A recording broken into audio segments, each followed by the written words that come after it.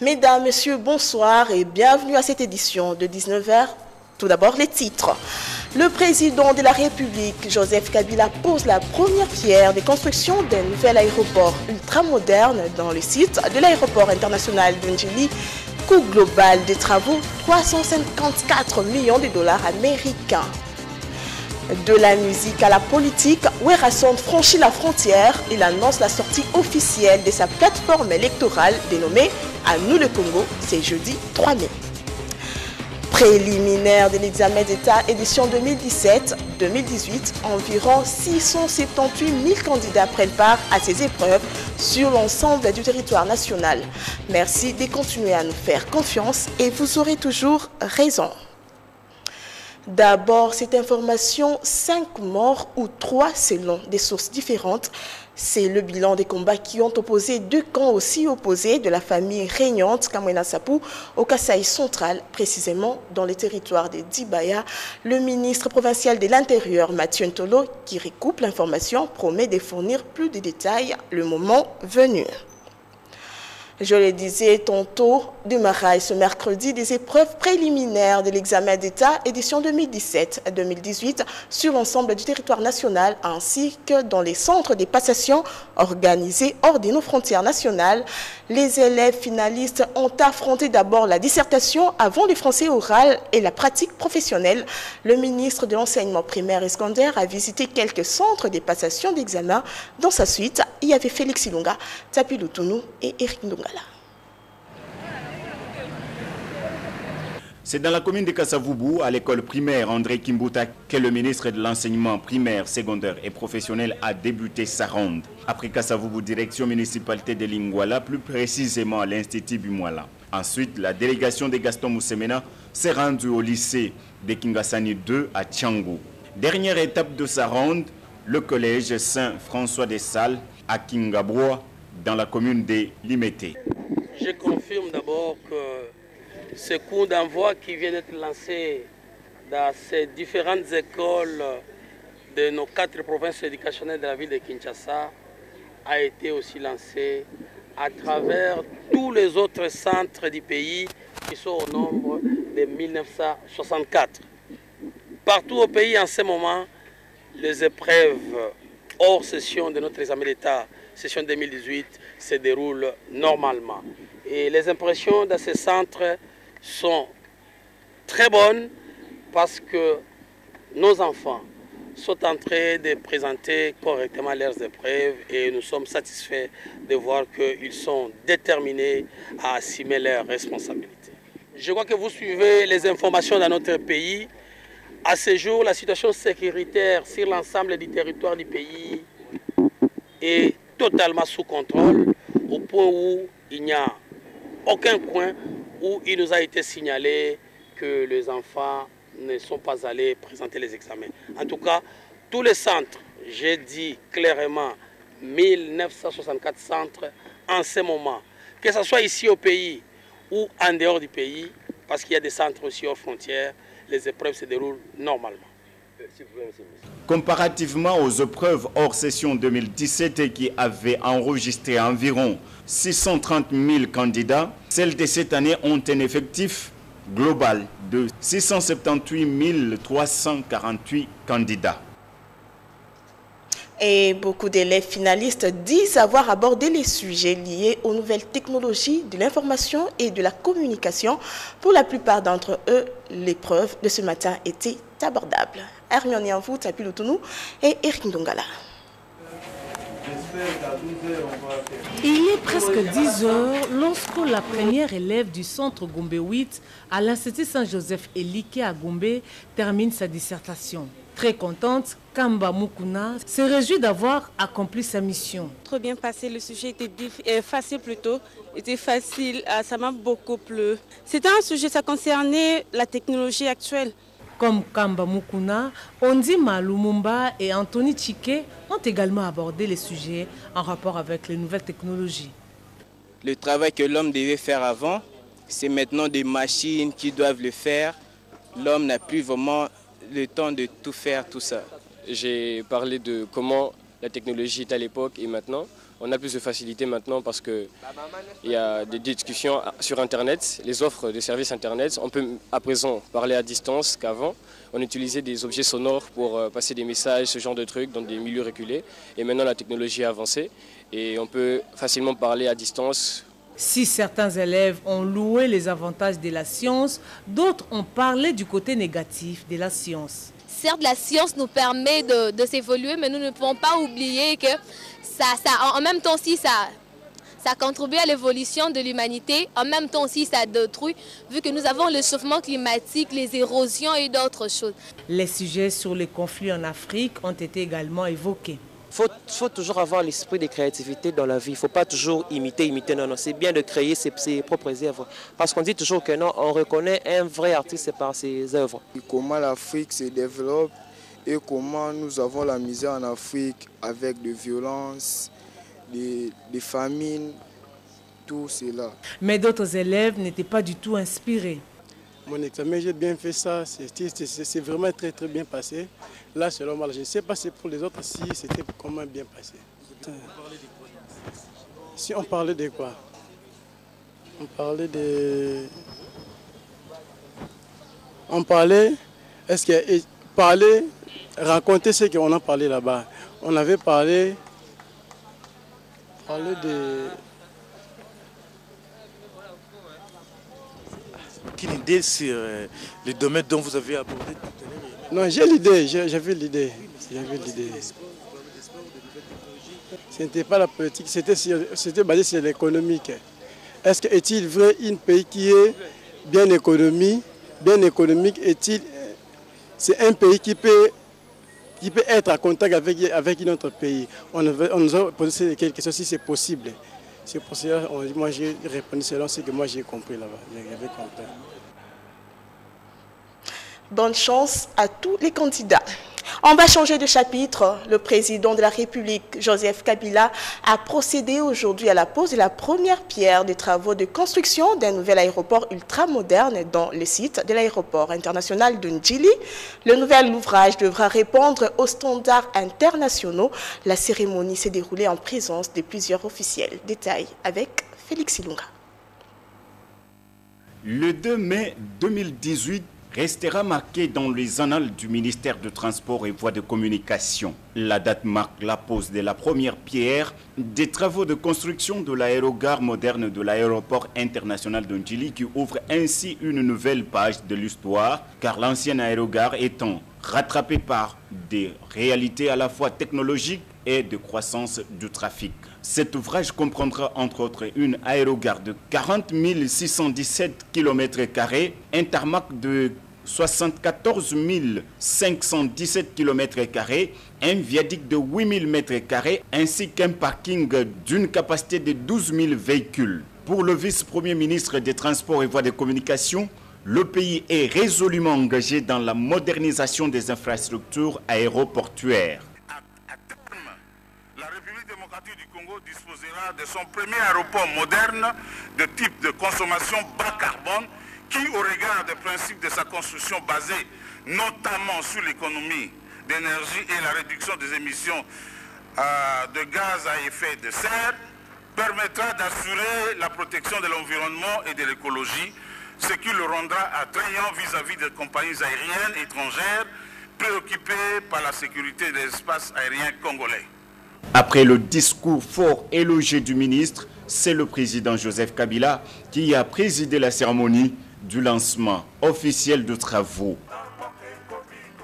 Le moment le plus important de cette grande cérémonie, et le chef de l'État l'a compris personnellement, poser la première pierre des travaux de construction de la nouvelle aérogare de l'aéroport international. Ces projets dont le coût global s'élève à 354 millions de dollars américains est le résultat du partenariat entre la République démocratique du Congo et une banque chinoise avec un financement à hauteur de 85%. Les 15 autres pourcents seront financés par le gouvernement congolais qui a déjà débloqué 20 millions de dollars américains. Les travaux vont durer 36 mois, soit 3 ans. À noter que ce nouvel aéroport a un parking qui a la capacité de 1200 véhicules. L'ONU accuse Kinshasa d'obstruer l'enquête sur l'assassinat de ces 2 experts. Selon un rapport de l'organisation, les services de sécurité de la République démocratique du Congo ont empêché les enquêteurs onusiens travaillant sur le meurtre de 2 experts de l'ONU d'interroger des témoins et des suspects. Il est clair que l'appareil sécuritaire à Kinshasa continue d'interférer avec le processus judiciaire et contrôle l'accès aux témoins et aux suspects clés, rapporte le document. Le secrétaire général de l'ONU, Antonio Guterres, avec le président de la Commission africaine, Moussa Faki Mahamat, devrait venir à Kinshasa dans les mois à venir pour des discussions avec le président Joseph Kabila sur l'élection présidentielle prévue fin 2018. Entre-temps, la procureure de la Cour pénale internationale, la Gambienne Fatou Bensouda, séjourne en République démocratique du Congo depuis hier. À Kinshasa, elle va rencontrer quelques membres du gouvernement et des institutions judiciaires. Au terme de sa visite sur le sol congolais, Fatou Bensouda devra s'adresser à la presse ce jeudi 3 mai, qui coïncide avec la célébration de la Journée internationale de la liberté de la presse. Avec vous, Élisée Mafou, la suite de ce journal, nous allons faire une incursion au Congo central. Il y aura également les sports avec la préparation des Jeux africains de la jeunesse. Mais parlons d'abord politique. Bonsoir, Élisée Mafou. Bonsoir, Anita Kangoudia. À l'Union pour la démocratie et le progrès social, le nouveau directeur du cabinet de Félix Tshisekedi veut maintenir un contact permanent avec la presse. Déo Kandia l'a fait savoir cet après-midi au cours d'une rencontre avec les professionnels des médias. C'est dans le but d'éviter toute rumeur qui circule, surtout sur les réseaux sociaux. Anita Kangoudia, je reste sur ma carte. Dans le souci de fournir des informations fiables et collectées à la source, l'UDPS se rapproche encore plus de la presse pour mettre fin aux rumeurs et colportages qui circulent sur les réseaux sociaux concernant le parti. Vous allez à la disposition de Bino, ceux qui ont une nouvelle, que le président Boye, source autorisée à vos informations, et ça, Boye Panabiso, Botuna, Toyoki Boye, Biso Tope Sabino va réponse. Donc, to lingipe et comme une tradition moro Boye Nabino, to solo la régulièrement, ceux qui problème est ali, to ye, to bengi bino, to expliquer bino, makamuni to zanango, to échanger nabino. Le DIRCAB de Félix Tshisekedi demande l'information selon laquelle l'UDPS serait en conflit avec la plateforme Ensemble. Au cours de son meeting à Sainte-Thérèse, il a évoqué la question de la décrispation politique. Il a parlé du cas de quelques figures emblématiques qui sont encore retenues à l'étranger à cause de certains procès politiques qui ont été initiés contre eux. Et donc il a cité nommément M. Moïse Katumbi. Et donc de ce point de vue-là, je crois que nous avons toujours entretenu des relations cordiales, courtoises et pleines de bonne foi de notre part avec nos amis d'ensemble qui, je vous le répète, font partie du rassemblement. L'UDPS a pris la démarche du CLC sur la reprise des manifestations pacifiques. Elle annonce par ailleurs le lancement dans les tout prochains jours de son site web. Dans un autre chapitre, Modeste Bati Lukwebo réaffirme son appartenance à la majorité présidentielle et au gouvernement Tchibala. Le cabinet du ministre d'État au plan dément l'éventuelle démission de l'autorité morale de l'Alliance des forces démocratiques du Congo du gouvernement. Dans un communiqué publié ce mercredi, le cabinet dénonce une campagne orchestrée par les ennemis de Bati Lukwebo.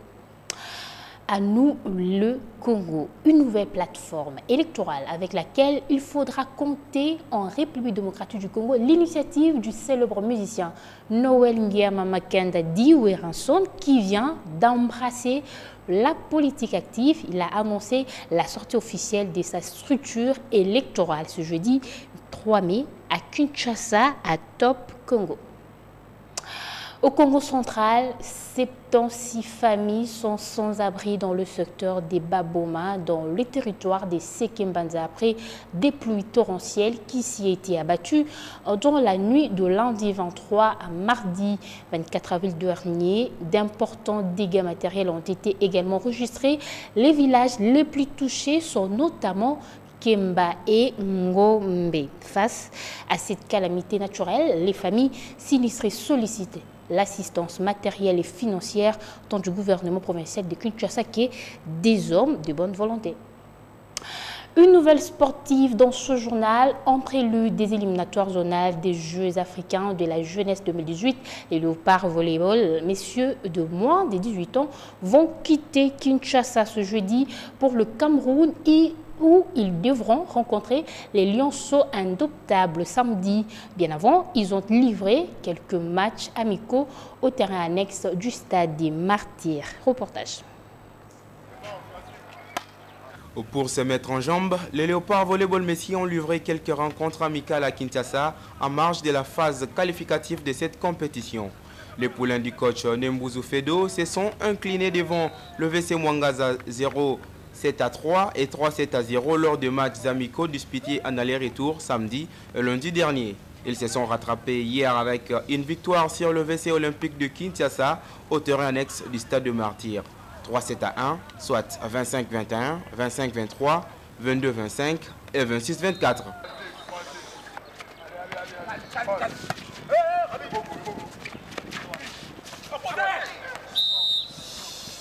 Au terme de ces rencontres, le staff technique des Léopards a publié la liste des 14 joueurs qui se déplaceront ce jeudi pour Yaoundé au Cameroun.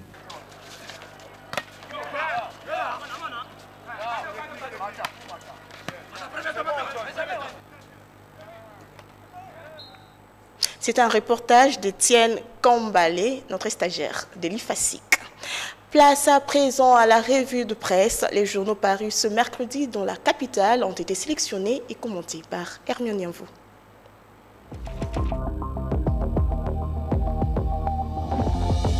La revue de presse de ces demain s'ouvre avec cette bonne nouvelle. L'avenir nous informe que le chef de l'État a posé la première pierre de la construction de l'aéroport international de Ndjili, ce pour répondre aux exigences des infrastructures aéroportuaires. L'actualité, c'est aussi le début des épreuves hors session de l'examen d'État. La manchette parle du coût des répartitions de frais de participation pour Kinshasa. Pour la dissertation et autres preuves hors session, les parents doivent débourser 43 000 francs congolais et 28 500 francs pour la session proprement dite. Ce qui fait dire à Congo Nouveau que les écoles rançonnent les parents pour le frais de participation. Car malgré cette tarification officielle, des écoles proposent chacune des frais à payer aux parents allant jusqu'à 50 $ américains uniquement pour la dissertation. Tout à fait autre chose, Forum des As nous renseigne que le comité laïque de coordination annonce la reprise des actions pacifiques de protestation et de revendications sur l'ensemble du territoire national. Pour le CLC, il est peu probable qu'à la date du 19 septembre 2018, la CENI puisse être capable de rendre au public, comme prévu par le calendrier électoral, les listes définitives des candidats à tous les niveaux. La prospérité qui revient sur le sujet ajoute que plus de 400 participants venus des 6 provinces ecclésiastiques que compte la RDC ont participé à ce congrès. Le CLC demande au peuple congolais de se mobiliser à travers toutes les provinces.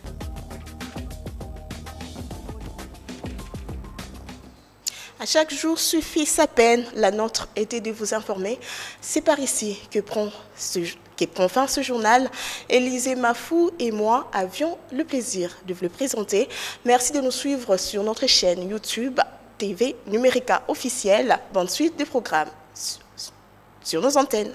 Au revoir.